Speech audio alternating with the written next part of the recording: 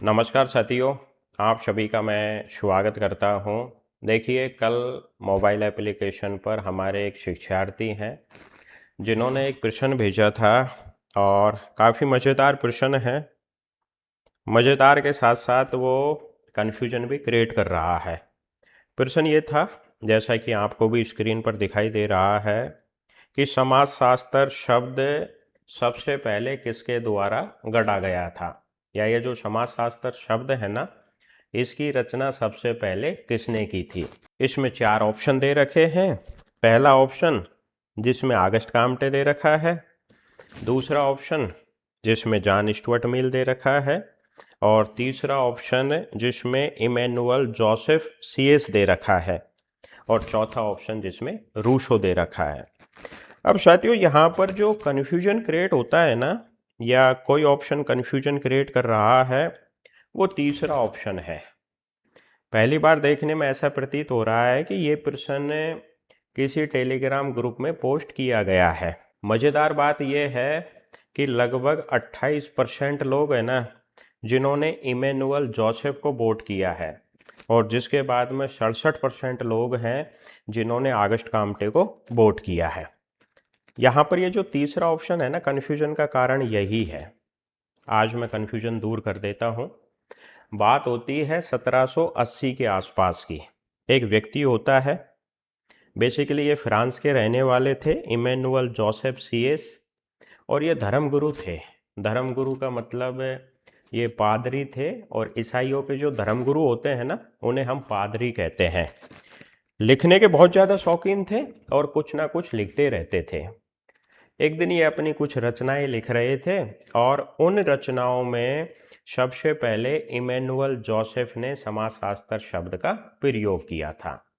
तो क्या हम ये मान लें कि समाजशास्त्र के जो वास्तविक पिता हैं वो इमैनुअल जोसेफ है? ऐसा नहीं है साथियों। इसका कारण यह है कि इमैनुअल जोसेफ ने सबसे पहले जिस पांडुलिपि में, या हम यूं कहते हैं कि जिस रचना में समाजशास्त्र शब्द का प्रयोग किया था, वो उसको पब्लिश नहीं करवा सके। इसका मतलब ये है कि उसकी जो वो रचना है ना, वो पब्लिश नहीं हुई थी, और जब तक वो पब्लिश नहीं हुई, वो पब्लिक डोमेन में नहीं आई।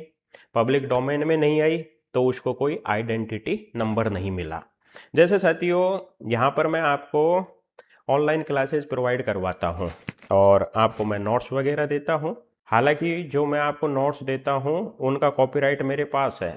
जो कानूनी दावा है ना, वो मेरा है, लेकिन वो पब्लिक डोमेन में तो आया ही नहीं है। अगर मान लो कि मैं इन नोट्स से कोई किताब पब्लिश करूं, आपको पता है कि जब हम किताब पब्लिश करते हैं ना, तो एक आइडेंटिटी नंबर मिलता है, जिसे हम आईएसबीएन बोलते हैं। जैसे ही आईएसबीएन नंबर हमें मिल जाएंगे, वो हमारी किताब है वो पब्लिक डोमेन में आ जाएगी। पब्लिक डोमेन में आ जाएगी मतलब वो पब्लिश हो गई। अब भाई, अगर देखा जाए कि जो चीज़ पब्लिश ही नहीं हुई है अब तक, जो मेरे ही पास है, क्या हम वास्तविक तौर पर ये कह सकते हैं कि समाजशास्त्र के वास्तविक पिता इमैनुअल जोसेफ?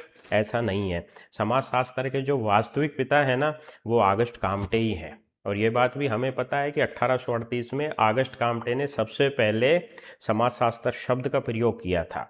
समाजशास्त्र से पहले वो सोशल फिजिक्स का प्रयोग कर रहे थे। वो चीज़ें पब्लिक डोमेन में हैं, वो चीज़ें हैं ना, वो ऑन रिकॉर्ड में हैं।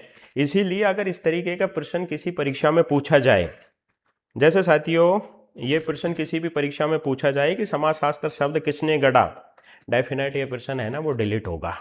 और फिर भी अगर आपको कोई एक आंसर करना है, तो आपको आंसर ऑगस्ट काम्टे ही करना है। यहाँ पर इमैनुअल जोसेफ सीएस है ना, वो इसका राइट आंसर हो ही नहीं सकता। ठीक है ना।